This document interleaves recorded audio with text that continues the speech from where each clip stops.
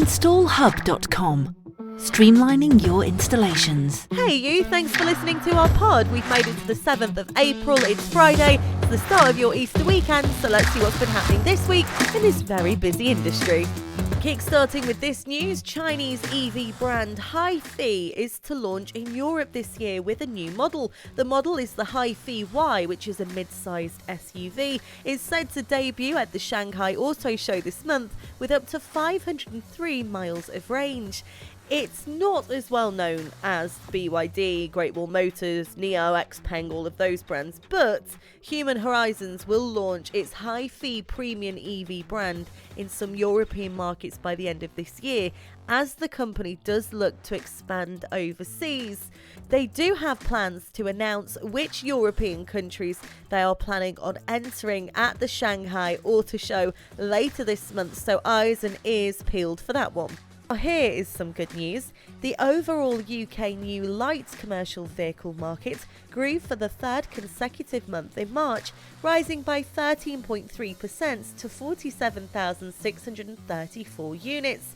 According to the latest figures published today by the Society of Motor Manufacturers and Traders, March is traditionally a high volume month, as we know, due to the number plates. Now, number plate changes are a big deal here in the UK. We do like to have cars with new number plate series on, and that does of course help to boost sales in March and September when the plates do change. But the good news from the March sales figures was that the new deliveries of the battery electric vans were up by 32.7% compared to March 2022. Now, this was driven by an increasing choice of models, which does make switching to zero-emission vehicles more compelling. You've got vans that were sold in March that were BEVs, and then of course the electric van car market shares for the month was 5.3% of the UK's LCV market, which is an important number. That's a 5% market share that we have seen key milestones and tipping points for EV adoption, which is absolutely at this point in the game what we need to be seeing. In other UK news, Waitrose staff will now have exclusive access to electric vehicle charging points following the launch of a newly constructed hub at the grocery's Bracknell depot. The retailer has installed 14 22 kilowatt rapid charge points at their warehouse and distribution centre. The installation, made in partnership with charge point manufacturers Easy and also tech provider Flowbird, means that the Bracknell site is the first depot to be equipped with the technology. The grocer understands Waitrose potentially has more requirements elsewhere in its network if this hub is a success. They said, "We want to make it as easy as possible for our partners to go electric." Keeping it electric, is a dime-sized battery a step forward to an EV with a 1,000-mile range? Now, a Chicago institution has teamed up with another to develop a solid-state battery that packs a huge energy punch, one that could eventually even power aeroplanes. The design is at Aragon and Illion's Tech. It's a version of a lithium air battery, a category that has been around for about a decade but really hasn't yet had any commercial breakthrough. In this specific battery, the anode is made of a solid form of lithium. Now, the air part comes from outside air that flows in through tiny holes in the cathode. The oxygen from the air reacts with lithium ions that have passed through the solid electrolyte. Now, the electrolyte is made from a combination of ceramic or polymer materials, a solid that still allows for the passage of ions. Now, to understand what makes this battery different, it helps to know that in previous lithium-air batteries, each oxygen molecule would react with 1 or 2 electrons.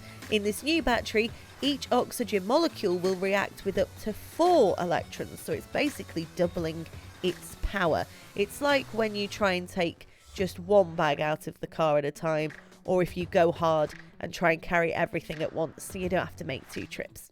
If we've all been there. Now, in the meantime, automakers and battery manufacturers are just a few years from releasing the first cars with solid-state batteries. It's a race that all manufacturers are a part of, and it's a very exciting one, so watch this space.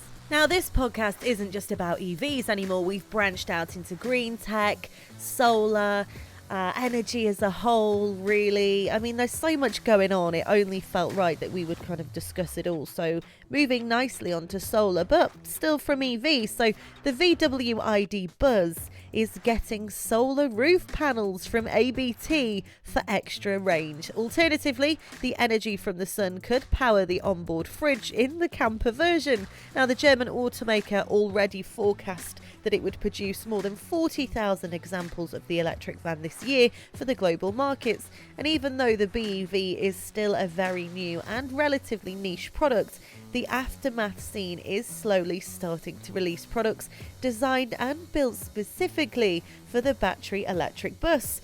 Now, the German performing tuning specialist company ABT is releasing a roof solar module that gives the ID Buzz some extra free electric energy from the sun.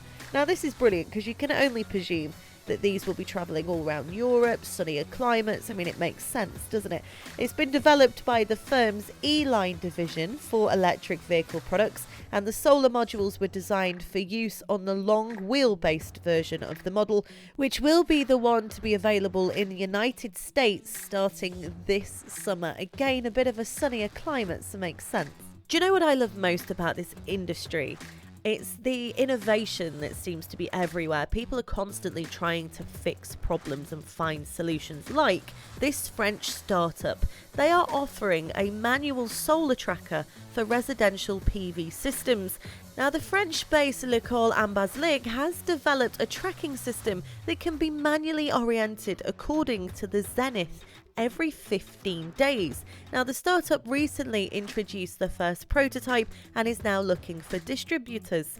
Now, the principle is simple. The company's founder, Nicolas Dittelblanc, has developed an adjustable fixing system associated with an application called ZeniTrack, which indicates the optimal angle of inclination of the solar panel facing the zenith throughout the year. So the PV system owners can slightly modify the angle of their solar panels every 2 weeks so that it always faces the sun. They can also move the structure manually by using a telescopic rod. Now, this rod apparently is a handle used in sailing to precisely adjust the length of a telescopic tube. Now, thanks to a graduation system, the user can modify the inclination of their solar panels between 15 degrees and 80 degrees to follow the zenith. So basically, move your solar panels throughout the year so they're always facing the sun to give them the best working chance.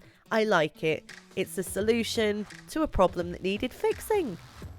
We love a bit of green tech, and Cranfield University does too. They have announced the first 6 successful applicants to its Green Future Investment for Technology Accelerator Fund. Mouthful that, let's just call it the GFIL. Now, the programme has been designed to support technical and prototype developments of innovative technologies that address climate change challenges. The funding is made possible as a result of a donation from the Green Fund Investments Ltd, an organisation established to drive climate change initiatives by promoting technological innovation. Now, the first one is Lambda Energy, which is looking to increase crop yields by utilising greenhouses coated with sunlight-changing films. Sages London is second. They're exploring how natural food waste-derived dyes can be refined to produce dyes that are more vibrant and have commercial uses in other industries. You've got the Bluemethane, which is a project focused on optimizing technology to capture methane from water and create a new source of bioenergy. You've also got ManholeMetrics.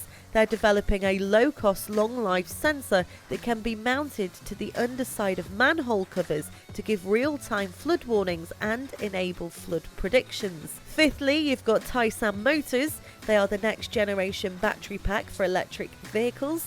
And sixthly, you've got Nium, which is using patent-pending nanotechnology to make green ammonia without direct CO2 emissions. The successful applicants will receive 4 months of technical and business support from Cranfield University to help them accelerate their projects and bring their ideas to market. We wish them all luck. And finally, with our office being based in Manchester and our very own CEO being a proud Mancunian, He's got the accent and everything. It's only right we end on this. Japan's Daikin has picked Manchester as a testbed for green tech.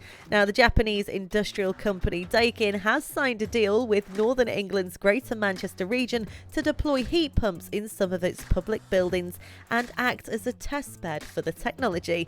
Daikin is one of the world's largest air conditioning manufacturers, and they will provide heat pumps and cooling systems to public buildings, including social housing in the city region, that will be monitored and tested remotely. Demand for heat pumps, which rely on electricity to transfer heat, has been booming in Europe amid the soar of natural gas prices, with consumers in many countries waiting months for heat pump installations. Manchester is one of the birthplaces of the Industrial Revolution, and we plan to become carbon neutral in 2038, 12 years ahead of the rest of Britain. So as we'd say, Manny on the map. So that's it. You are now up to date with the industry, and what a busy industry it is. From everybody here at installHUB, you have a fantastic long Easter weekend. Keep yourself safe and be sure to tell people about this pod so they too can like and subscribe. I'll be back with you next Friday.